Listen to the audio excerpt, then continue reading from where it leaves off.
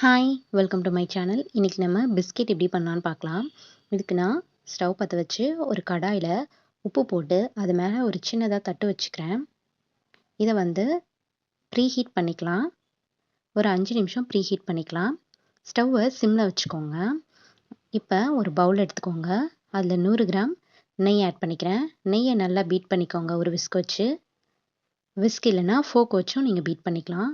இங்கே பாருங்கள், இந்த மாதிரி பீட் பண்ணதுக்கப்புறமா பவுடர் பண்ண நாட்டு சர்க்கரையை சேர்த்துக்கிறேன். அதுவும் 100 கிராம் இருக்கும்.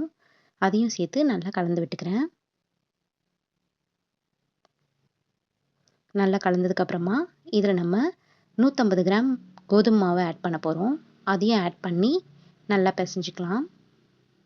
ரொம்ப அழுத்தி பிசைய வேணாம், எல்லாம் ஒன்று சேர பிசைஞ்சா போதும். இந்த மாதிரி பிசைஞ்சுக்கோங்க. இப்போ நம்ம இதை குட்டி குட்டி உருண்டைகளாக எடுத்துக்கலாம். இந்த மாதிரி உருண்டையாக எடுத்து கையில் வச்சு டேப் பண்ணிக்கோங்க. இந்த மாதிரி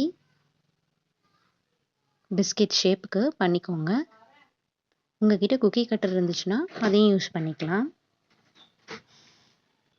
நான் ஒரு பிளேட்டில் நெய் தடவி வச்சுருக்கேன். அதில் இந்த செஞ்ச பிஸ்கெட்டெல்லாம் அடுக்கிக்கிறேன். இங்கே பாருங்கள், இந்த மாதிரி அடுக்கி வச்சுக்கோங்க. இப்போ நம்ம ப்ரீ ஹீட் பண்ணி வச்சுருந்த கடாயில் இதை வச்சுக்கலாம்.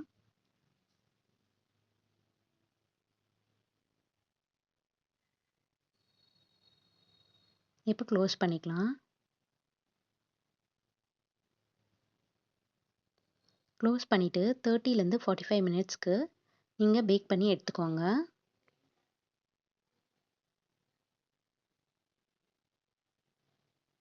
இப்போ 45 மினிட்ஸ் ஆயிடுச்சு. பாருங்கள், நம்ம வச்சுருந்த பிஸ்கெட்ஸ் எல்லாமே நல்லா பேக் ஆகிருக்கு. அவ்வளோதான், ஸ்டவ் ஆஃப் பண்ணிவிடுங்க. இப்போ வெளியில் எடுத்து நல்லா ஆற வச்சுட்டு அதுக்கப்புறமா நீங்கள் சாப்பிட்லாம். பாருங்கள், சூப்பரான பிஸ்கெட் ரெடி ஆயிடுச்சு.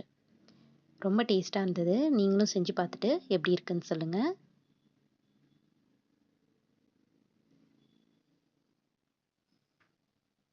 தேங்க்ஸ் ஃபார் வாட்சிங். இது போன்ற வீடியோஸ்க்கு நம்ம சேனலை சப்ஸ்கிரைப் பண்ணிக்கோங்க.